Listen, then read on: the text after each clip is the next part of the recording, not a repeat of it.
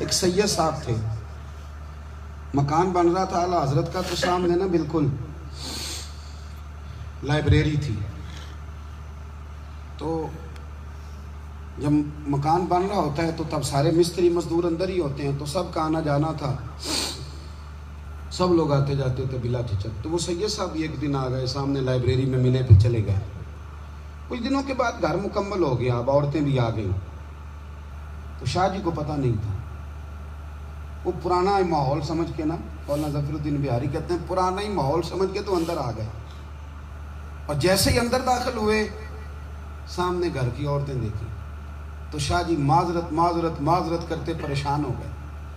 और फिर जब दोबारा पलटने लगे तो आला हजरत दौड़ के गए, हाथ चूमे, कहने लगे शाह जी आपको तो पता नहीं था, और आप मेहरबानी करें ये माजरत वाला लफ्ज़ वापस लें, ये मेरे घर की औरतें नहीं, ये तो सैयदों की बांदियाँ हैं, तो नौकरानियाँ हैं। आप मेहरबानी करें, ये अंदाज आपका जो है ये दुरुस्त नहीं, आप मेहरबानी फरमाएं अंदर आए।